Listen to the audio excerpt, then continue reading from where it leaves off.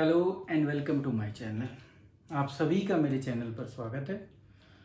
आज हम अकाउंटेंसी के एक सबसे इम्पॉर्टेंट टॉपिक को करेंगे, और क्योंकि हम इस समय 11th क्लास में हैं और 11th क्लास का ये जो टॉपिक है ये सबसे इम्पॉर्टेंट टॉपिक है। अगर हमने रूल्स ऑफ डेबिट क्रेडिट सीख लिए तो लगभग हमने 50% अकाउंटिंग तो कर ली। अकाउंट्स बनाने के फॉर्मेट अलग अलग हो सकते हैं, बट उनसे पहले जो काम किया जाता है, जो बेस है, वो rules of debit and credit है। तो आज का जो हमारा टॉपिक है वो यही है कि ये rules of debit and credit क्या होते हैं। तो जब आपको ये समझ में आ जाएगा कि ये डेबिट और क्रेडिट क्या होते हैं और हम इनको कैसे ट्रीट करते हैं, तो लगभग हम जो है अकाउंट्स में किसी भी टाइप की जो ट्रांजैक्शन होती है उसको बुक में रिकॉर्ड करना सीख जाएंगे। तो ये इसलिए भी सबसे इंपॉर्टेंट टॉपिक है। आप जब तक अकाउंट्स की फील्ड में रहेंगे, जब तक आप कॉमर्स की फील्ड में एजुकेशन लेते रहेंगे, ये उसका सबसे इंपॉर्टेंट टॉपिक होगा। तो इसको हमें समझना बहुत जरूरी है। तो डबल एंट्री सिस्टम हमने सीखा था, डबल एंट्री सिस्टम का मीनिंग समझा था। तो हमने समझा था उसके अंदर कि कोई भी ट्रांजैक्शन जो होती है उस ट्रांजैक्शन के दो इफेक्ट होते हैं। एक, कोई ना कोई व्यक्ति कुछ ले रहा होगा एंड जो दूसरी पार्टी है वो दे रही होगी। ठीक है, तो इसी के बेस पे, क्योंकि ये दो इफेक्ट हैं किस सिस्टम के अंदर, डबल एंट्री सिस्टम, और हमारे अकाउंट्स जो बनते हैं वो इसी सिस्टम के अंदर बनते हैं, या वैलिड अकाउंट्स जो होते हैं वो इसी सिस्टम के अंदर होते हैं। तो जब एक ट्रांजैक्शन के दो इंपैक्ट हैं तो वो दो इंपैक्ट किस तरफ जाते हैं? एक जाता है डेबिट साइड में और एक जाता है क्रेडिट साइड में। तो हर ट्रांजैक्शन में से एक हिस्सा डेबिट साइड में मिलेगा आपको और एक हिस्सा क्रेडिट साइड में मिलेगा। तो ये अभी हम सीखेंगे जब हम जर्नल एंट्री की तरफ चलेंगे। अभी आपको ये समझना है कि डबल एंट्री सिस्टम में ट्रांजैक्शन में दो इफेक्ट होते हैं। वो एक इफेक्ट डेबिट में जाएगा और एक इफेक्ट क्रेडिट में जाएगा। इससे पहले जब हम बेसिस ऑफ अकाउंटिंग कर रहे थे तो मैंने आपको 5 चीजें बताई थी कि पूरी अकाउंटिंग हमारी उन्हीं 5 चीजों पर घूमती रहती है। मतलब जो भी काम करेंगे, कोई भी ट्रांजैक्शन आएगी, उसकी कोई भी आइटम हो, आइटम का मतलब बेसिक टर्म्स, वो बेसिक टर्म उन 5 में से कहीं ना कहीं होगी। तो वो 5 चीजें मैं अब लिख देता हूं, फिर उन पे काम करेंगे। तो उन 5 चीजों में जो सबसे पहली है, जो मैंने आपको जब भी बताई थी, उस पहली को हम लिख देते हैं एसेट्स। या तो जो भी ट्रांजैक्शन होती है वो एक एसेट हो सकती है, दूसरी वो एक लायबिलिटी हो सकती है,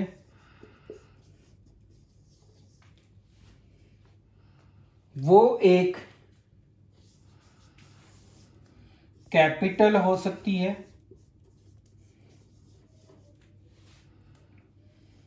वो एक लॉस एक्सपेंस हो सकता है, और जो 5वां है, 5वें को मैं थोड़ा नीचे लिख रहा हूं सो दैट हम समझ सके जब हम इनको समझाएं आपको। 5वां हमारा क्या हो सकता है? गेन, प्रॉफिट, ठीक है, रेवेन्यू भी कह सकते हैं। तो ये है वो 5 बेसिक आधार जो हमारे, मतलब जो भी ट्रांजैक्शन आएंगी उन ट्रांजैक्शन में जो भी बेसिक टर्म्स होंगी। अब वो बेसिक टर्म का अगर मैं एग्जांपल लूं तो जैसे सैलरी कह रहा हूं मैं, तो ये वो एक बेसिक टर्म है। अब ये बेसिक टर्म, जब सैलरी वर्ड हमारे सामने आया तो हमें इनमें से किसी एक में उसको लिखना होगा। बस वो आइडेंटिफिकेशन हमें करनी है कि जो बेसिक टर्म ट्रांजैक्शन के अंदर यूज हुई है वो इन 5 हेड में से किस हेड में जाएगी।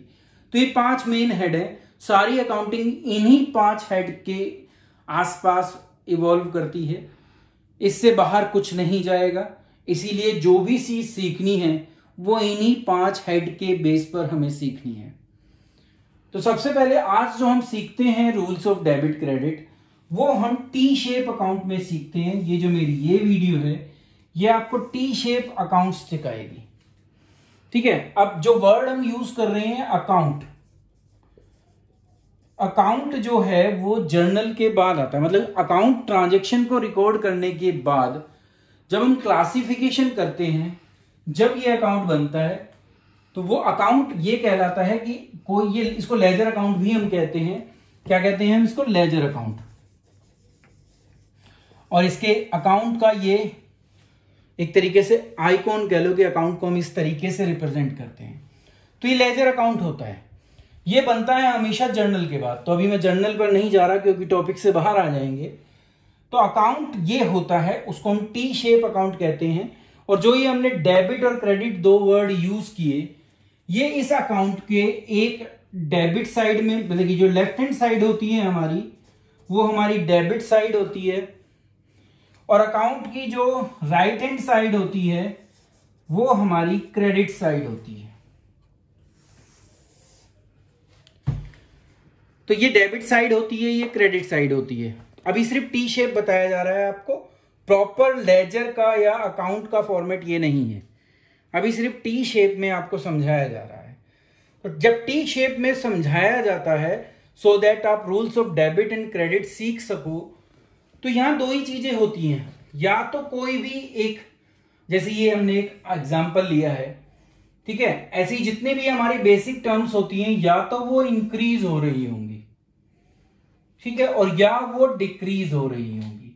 यही 2 चीजें होती हैं, तीसरी चीज कुछ नहीं होती, ठीक है। तो इंक्रीज एक साइड आता है और डिक्रीज दूसरी साइड जाता है। तो किस किस में कैसे जाता है इन 5 हेड में, वो अब हम सीखते हैं।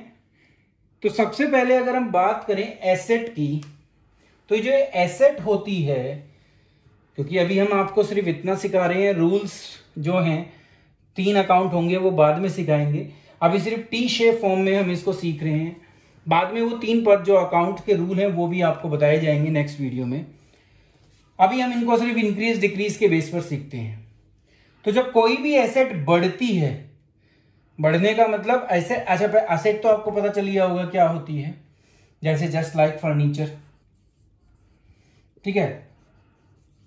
बस मेरा बिजनेस फर्नीचर का नहीं होना चाहिए, नहीं तो वो एसेट नहीं रहेगी।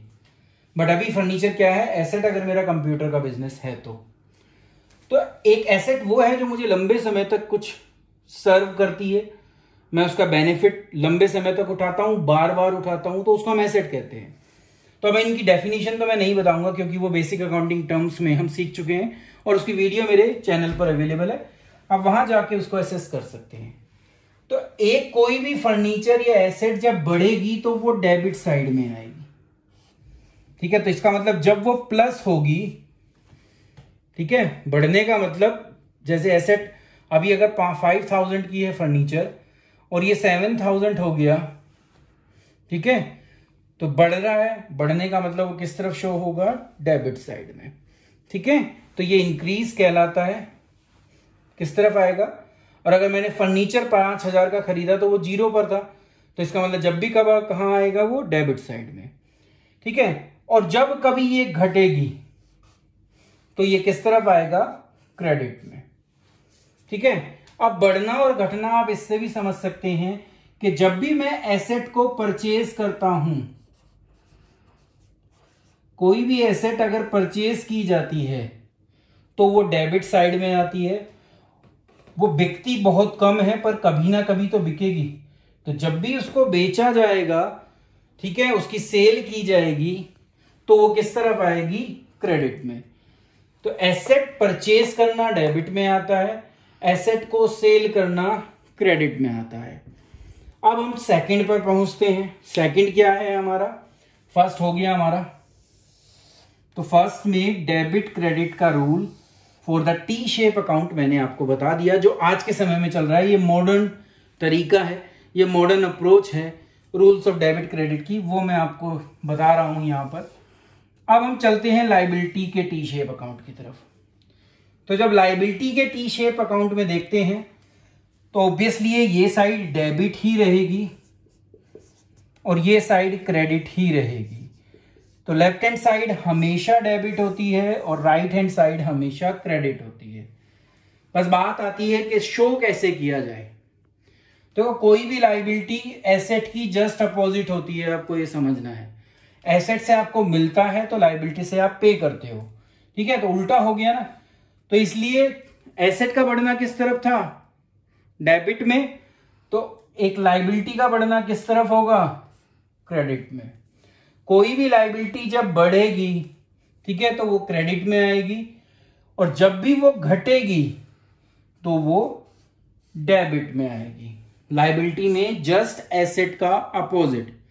लाइबिलिटी बढ़ती कब है, जब आप कोई भी क्रेडिट लेते हो, ठीक है।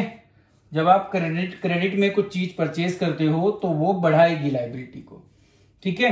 आपने क्रेडिट में गुड्स खरीदी, ठीक है, आपने बैंक से लोन लिया,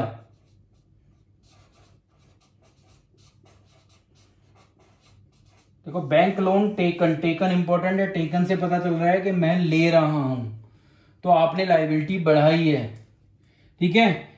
अब क्रेडिट में गुड्स खरीदी तो फिर तुम्हारे पास आया, तुम्हें उनको पैसा देना है। तो जब ऐसी कोई भी ट्रांजैक्शन होती है तो वो लाइबिलिटी बनती है और जब उसको मैं अपने पास उसका बेनिफिट उठाता हूं, लेता हूं, ठीक है, तो वो क्रेडिट में आती है। तो कोई भी लाइबिलिटी जब बढ़ेगी तो वो क्रेडिट साइड में जाएगी और जब उसको घटाएंगे, घटाएं का मतलब है जैसे ये जो बैंक लोन मैंने ले रखा था, मैं इसको पे कर दूं तो अभी मेरी लाइबिलिटी नहीं रही या कम हो गई, भी पूरा लोन पे नहीं किया, कुछ हिस्सा पे किया।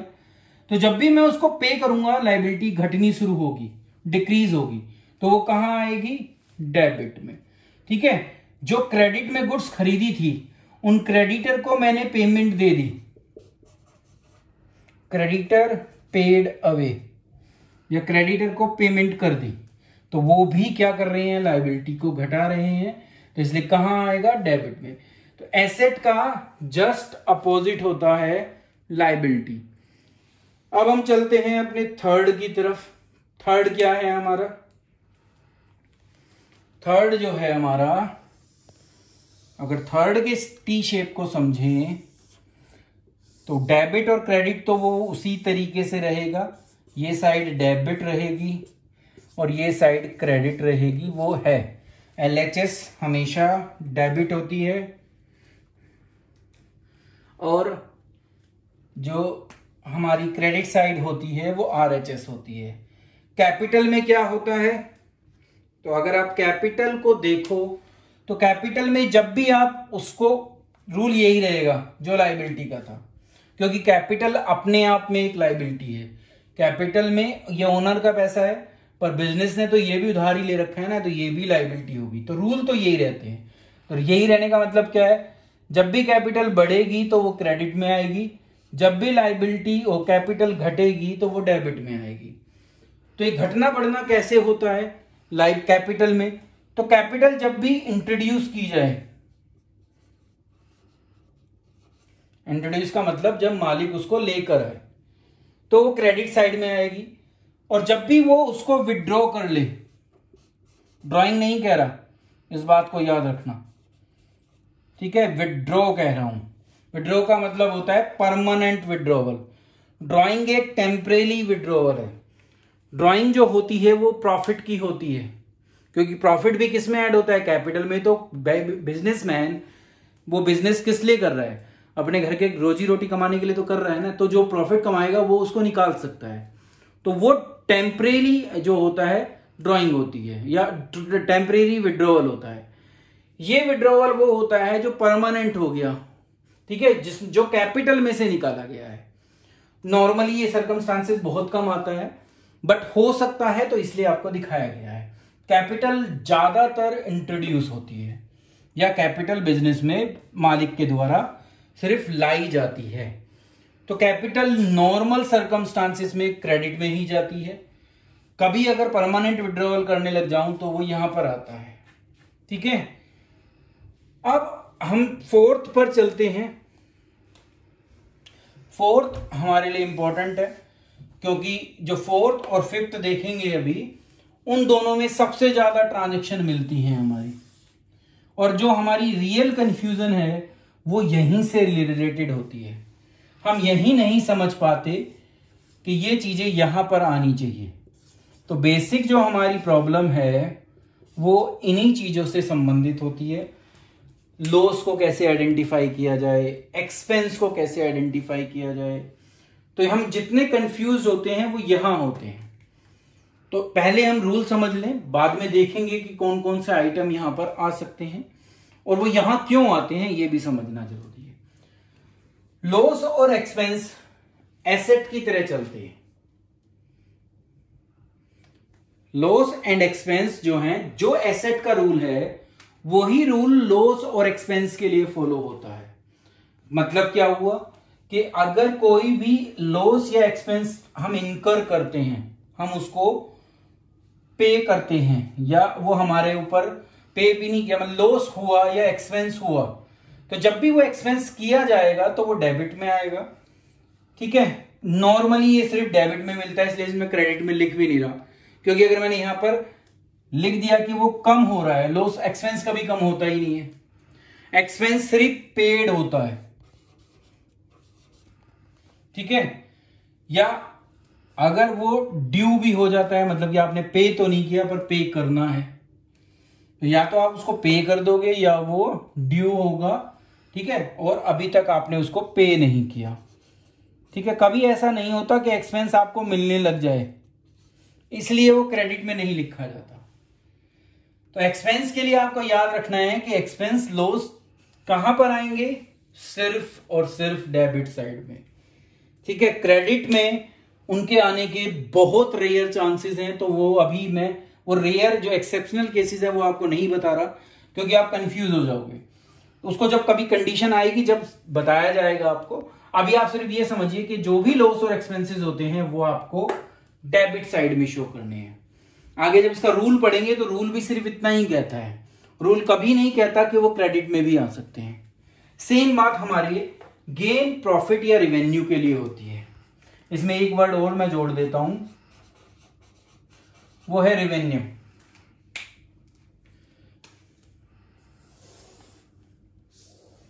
ऐसे ही एक वर्ड और मैं यहां जोड़ना चाहता हूं, वो है कॉस्ट।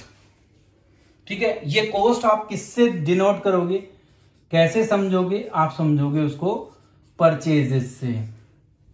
ठीक है, और परचेजेस किसकी होगी, परचेज वर्ड कब यूज करोगे आप अकाउंट्स के अंदर, जब आप गुड्स खरीदोगे। अब गुड्स क्या होती हैं ये आपको बताया गया है। जिस चीज का आप बिजनेस करते हो, जैसे अगर मेरा बिजनेस कंप्यूटर को सेल करने का है तो मेरी गुड्स कंप्यूटर है। मेरा बिजनेस अगर फर्नीचर को सेल करने का है तो मेरी गुड्स फर्नीचर है। मेरा अगर बिजनेस स्टेशनरी सेल करने का है तो मेरी जो गुड्स हैं वो स्टेशनरी हैं, पेन, पेंसिल एटसेट्रा। तो जिसमें मैं बिजनेस करता हूं, जो मैं ऑपरेशन करता हूं, ऑपरेशन का मतलब होता है जिसका व्यवसाय चल रहा है, उसको हम गुड्स कहते हैं। और उसके अलावा जितनी भी चीजें होती हैं, जैसे अगर मेरा स्टेशनरी का बिजनेस है तो फर्नीचर मेरी क्या है, एसेट है। कंप्यूटर मेरा क्या है, एसेट है। बिल्डिंग मेरी क्या है, एसेट है। तो ये सब चीजें फिर क्या बन जाती हैं, एसेट। तो गुड्स और उसका डायरेक्ट कनेक्शन किससे होता है, एसेट से। तो गुड्स जब होंगी जब मैं बिजनेस उसका कर रहा हूंगा, नहीं तो जो भी बाकी चीजें बचती हैं वो कहां पहुंच जाती हैं, हमारी एसेट के अंदर। ठीक है, तो इसलिए मैंने यहां पर परचेज और गुड्स को भी ऐड कर दिया। ऐसे ही यहां पर मैंने रेवेन्यू को ऐड किया है। जो ये परचेज की मैंने, जो ये गुड्स परचेज की, खरीदी मतलब की, पेमेंट की, इनको मैं कभी ना कभी बेचूंगा भी। तो जब हम बेचते हैं गुड्स को तो उसको हम सेल्स कहते हैं। क्या कहते हैं, सेल्स।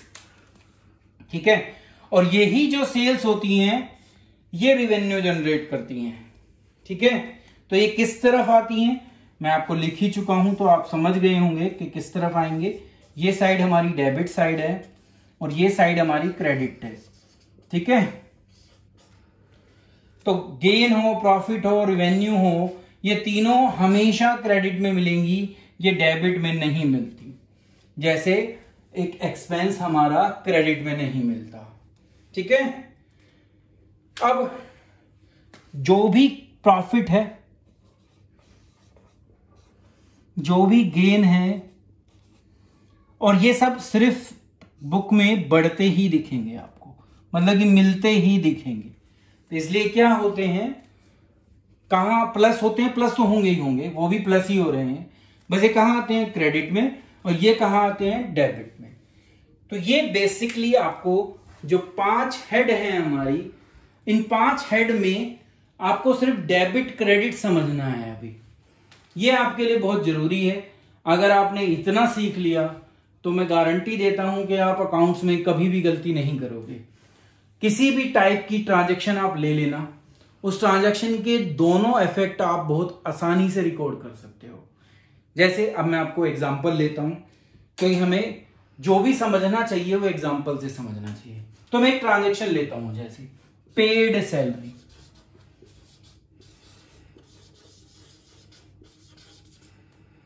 ये एक ट्रांजैक्शन है, ठीक है, ये एक लेन देन है, ठीक है। मैंने अपने एम्प्लॉय को सैलरी पे की, ठीक है। एक तो यहां इंपॉर्टेंट वर्ड है पेड, और दूसरा यहां इंपॉर्टेंट वर्ड क्या है, सैलरी, ठीक है। तो डबल एंट्री सिस्टम हमें यही बताता है कि 2 होंगे इफेक्ट।